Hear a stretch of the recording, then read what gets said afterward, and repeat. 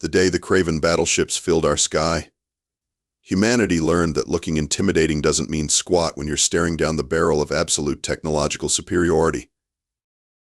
I'm Jack Reever, former United States Marine Corps tactical analyst, current professional smartass, and apparently humanity's accidental psychological warfare specialist. Not that I knew that last part when the first plasma bolt started turning major cities into smoking craters.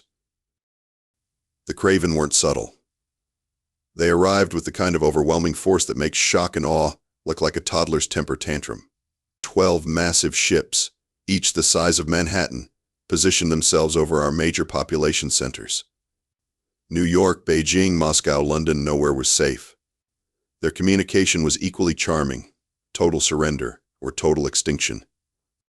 Most militaries collapsed within hours. Our most advanced fighter jets looked like mosquitoes trying to take down tanks.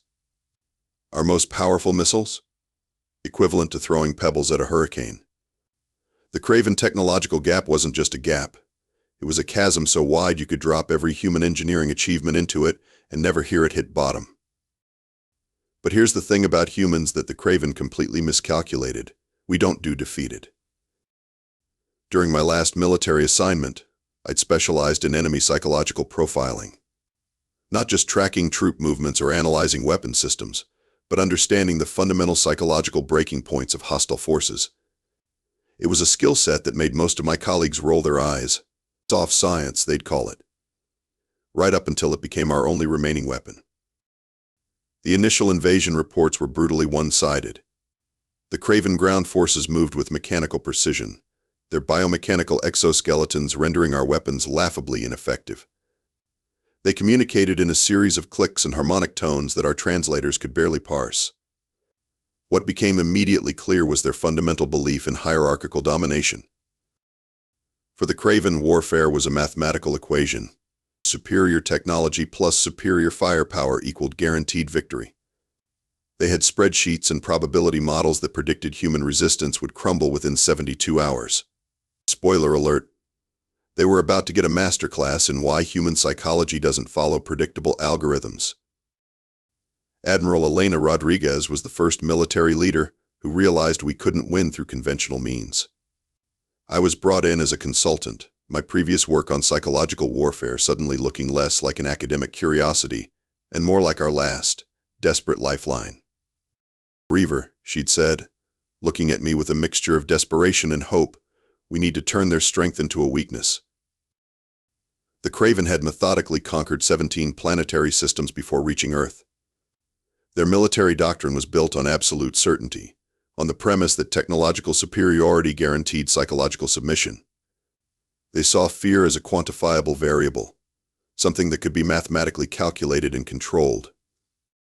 They had no concept of human unpredictability, of our capacity to transform terror into fuel, of our ability to weaponize our own psychological response to threat. In those first weeks, while cities burned and governments collapsed, a small team of researchers, psychologists, military strategists, and one very sarcastic ex-Marine began developing something that Kraven could never comprehend: a battle plan that wasn't just about physical resistance, but about psychological warfare so profound it would fundamentally break their understanding of conflict. They thought they were fighting in a war. We were about to show them what happens when you cornered a species with nothing left to lose. And me?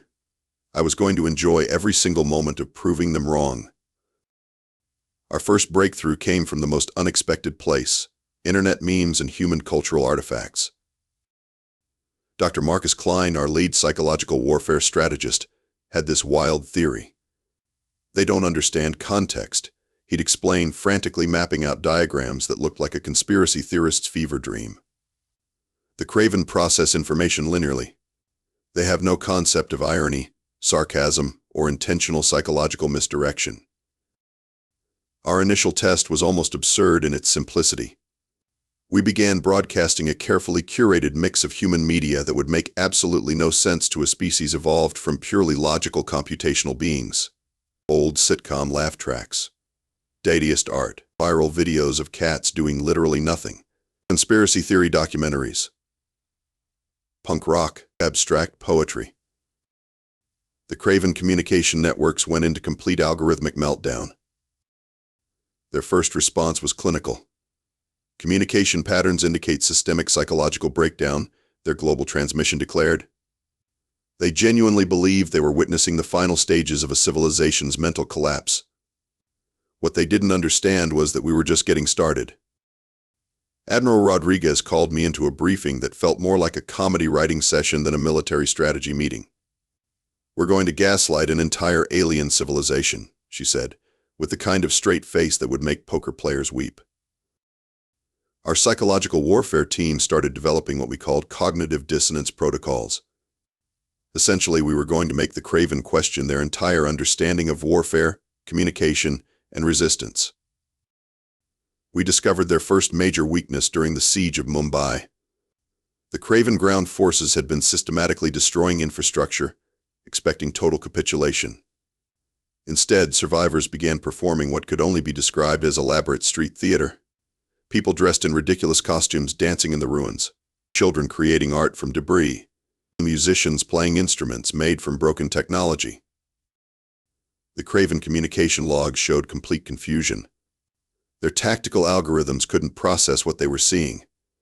How do you categorize resistance that doesn't look like resistance? How do you combat an enemy that refuses to be intimidated? "They're measuring our fear wrong," I explained to the team. The Kraven understand fear as a linear response. Threat equals terror. But human fear is recursive. We get scared, then we get angry. We transform terror into determination. Our next move was even more unconventional. We started spreading deliberately contradictory information. True reports mixed with absolute nonsense. Wild conspiracy theories broadcast alongside scientific data. We weaponized human communication's most powerful tool, uncertainty. The Kraven began dedicating more computational resources to understanding us than to actually fighting us. Their invasion started to look like a massive research project gone wrong. Dr. Klein discovered something fascinating in their communication protocols. The Kraven had a hierarchical information processing system that assumed all data had a linear truth value. By introducing information that simultaneously existed in multiple contradictory states, we were essentially creating a computational logic bomb. "It's like giving a computer an unsolvable equation," Klein would explain, his eyes sparkling with the kind of mad scientist excitement usually reserved for breakthrough moments. "Except this computer is an entire alien civilization." During the Tokyo resistance, something remarkable happened. As Kraven forces moved through the city, expecting total submission, they encountered something they couldn't process: complete, weaponized absurdity. Entire neighborhoods organized flash mobs, people dressed as fictional characters, street performers turned destruction sites into impromptu theaters. One viral video showed a group of elderly Japanese women performing a traditional dance in the middle of a bombed-out street, directly in front of Kraven combat units. The video was tagged, "Welcome to Earth. Enjoy your stay. Enjoy your stay." The Kraven communication logs showed total system confusion. Their tactical algorithms were designed for linear conflict. We were fighting a war that had no linear narrative. "They're trying to understand us," I told Rodriguez, "and that's exactly how we'll defeat them. By being completely, gloriously incomprehensible." Our psychological warfare wasn't just about resistance. It was about revealing the fundamental limitation of their technological superiority, a complete inability to understand adaptive, irrational, beautifully chaotic human consciousness. The first major turning point came when the Kraven leadership began requesting direct communication, hoping to understand the systemic malfunction of human resistance. They thought they were going to negotiate our surrender. We were about to teach them the most important lesson of the invasion. On Earth, surrender is just another word for not yet. If you told me a year ago that humanity's most effective weapon against an alien invasion would involve internet trolls, performance artists, and a team of psychological warfare experts, I would have laughed. Now it was our entire survival strategy.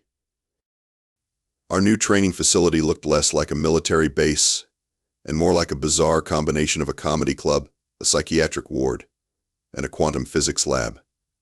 We nicknamed it the Mind-Fique Academy, a name that perfectly captured our approach to warfare.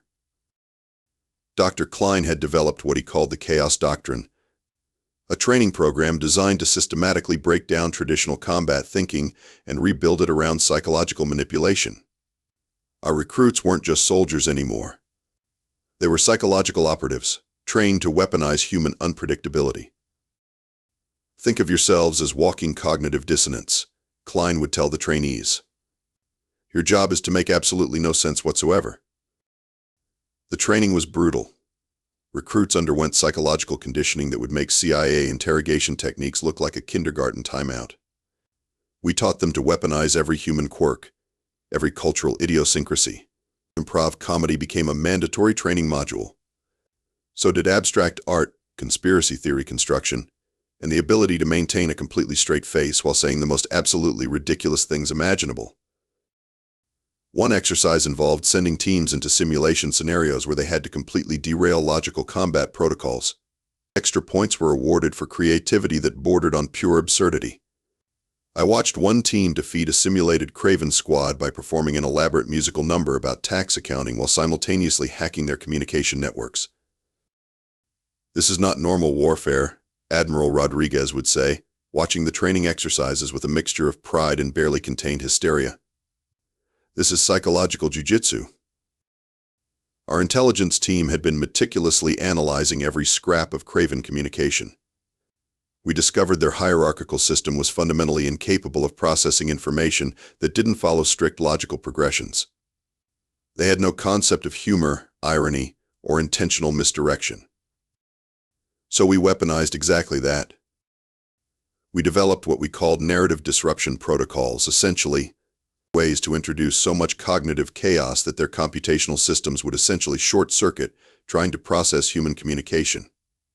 Think of it like a sophisticated galaxy-scale version of a computer getting the blue screen of death. The Kraven had conquered 17 planetary systems using a combat doctrine based on absolute mathematical certainty. We were about to show them that mathematics breaks when confronted with human creativity.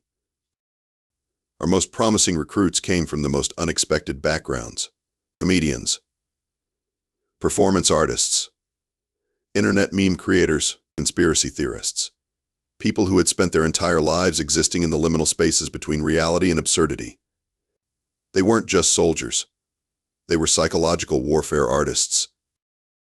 We're not just fighting a war, I told the training class during one of my lectures. We're performing the most elaborate practical joke in human history. And the punchline? Our survival. The final stage of our preparation involved something we called the Mind-Fique protocols, a series of communication and combat strategies designed to make the Kraven question their entire understanding of resistance, communication, and warfare. Our goal wasn't just to survive. It was to make the Kraven so confused that they would rather leave than try to understand us. As our first wave of psychological operatives completed training, I couldn't help but think about how absolutely bonkers our plan was. We were going to fight the most technologically advanced alien invasion in human history with the weapons of absurdity, creativity, and pure, unbridled human weirdness. The Kraven thought they were fighting a war. We were about to show them what happens when you corner a species with nothing left to lose and a truly spectacular sense of humor. The first true test of our psychological warfare strategy happened over Sao Paulo. The Kraven expected another routine planetary subjugation. What they got was humanity's most elaborate psychological punch to the metaphorical gut. Our operatives had spent months preparing a multi-layered assault designed to completely dissolve the Kraven's computational logic. It wasn't just a battle. It was a performance art piece disguised as an alien invasion countermeasure. As the Kraven battleships positioned themselves over the city, we unleashed absolute chaos. Stage 1 began with massive holographic projections that defied all logical interpretation. Imagine the most nonsensical fever dream you've ever had, then multiply that by a factor of pure, unfiltered human creativity. We're talking giant inflatable lawn ornaments appearing and disappearing, simultaneous broadcasts of conflicting information, quantum-level meme warfare that would make internet trolls look like rank amateurs, The Kraven communication networks immediately began to fracture. Their lead commander, Zarntok, was the first to show signs of what we'd later call cognitive breakdown. Intercepted communications revealed pure computational panic. Information patterns indicate systemic irrationality. Their primary network transmitted probability matrices experiencing critical failure. Meanwhile, our ground teams were putting on a show that would make Salvador Dali look like a documentary filmmaker. In the heart of Sao Paulo, our psychological operatives executed what we'd coded as Operation Absolute Nonsense. Imagine a coordinated performance that was part flash mob, part psychological warfare, and part pure existential performance art. As Kraven ground units moved through the city, they encountered scenarios that completely shattered their understanding of resistance. Groups of people would simultaneously perform elaborate dance routines, then instantly freeze in place. Others would construct intricate art installations from the debris of their own destroyed buildings. Children would approach Kraven combat units and offer them hand-drawn crayon pictures of the very machines attempting to destroy them. One particularly memorable moment came when a group of Brazilian carnival performers, dressed in absolutely ridiculous costumes, began a synchronized dance routine directly in front of a Kraven command unit. The dance incorporated military hand signals, interpretive movement, and what could only be described as weaponized absurdity. Dr. Klein was monitoring the Kraven communication networks in real time. "Their computational systems are experiencing total breakdown," he shouted. A mad scientist grin spreading across his face. "They literally cannot process what they're seeing." The turning point came when we introduced what we called quantum communication protocols, a series of transmissions designed to exist in multiple contradictory states simultaneously. It was information warfare taken to a level that would make quantum physicists weep with joy and confusion. Zarntok's final transmission captured the moment perfectly. Translated from their click-based language, it essentially amounted to, "What the actual FE key is happening?" Our psychological operatives had done the impossible. They'd turned an alien invasion into the most elaborate practical joke in human history. The Kraven didn't just lose their tactical advantage, they lost their entire understanding of what conflict could be. We weren't just resisting. We were demonstrating the fundamental incomprehensibility of human consciousness. As the first Kraven ships began to retreat, I couldn't help but laugh. We'd just defeated the most technologically advanced invasion force in galactic history, using the combined power of human creativity, absurdity, and an absolutely refusal to make any sense whatsoever. Admiral Rodriguez approached me, a triumphant smirk on her face. "Well, Reever," she said, "I guess we just rewrote the entire concept of warfare." I had only one response: humanity, 1. Logical computational overlord, 0. The breakthrough wasn't just a military victory. It was a declaration of the most fundamental human trait, our ability to turn absolute chaos into our most powerful weapon. After Sao Paulo, the Kraven invasion went from methodical conquest to full-blown existential crisis. Their next move was supposed to be a show of force. Instead, it looked like a computational nervous breakdown played out on a galactic scale. We'd done more than defeat their military. We'd fundamentally broken their understanding of reality. Zarntok, their lead commander, began sending transmission after transmission that read like the digital equivalent of a paranoid breakdown. Their communication network started exhibiting what can only be described as alien anxiety. Imagine a supercomputer having a midlife crisis, and you're getting close. Human communication patterns defy mathematical prediction. One transmission read. Another simply said help, which, coming from a supposedly hyper-advanced alien species, was particularly hilarious. Our psychological warfare team treated these transmissions like the most exquisite form of performance art. Dr. Klein would read them out loud during briefings, barely containing his laughter. "They're not just confused," he'd say. "They're experiencing an entire civilization-level existential meltdown." We escalated our psychological pressure with surgical precision. Every time the Kraven tried to establish a logical communication protocol, we'd hit them with something so profoundly absurd that their computational systems would essentially short-circuit. One of our most effective techniques involved what we called recursive nonsense protocols. We'd flood their communication networks with information that was simultaneously true, false, and completely meaningless. Imagine sending a message that was part scientific report, part surrealist poetry, and part absolutely nonsensical meme, all at the same time.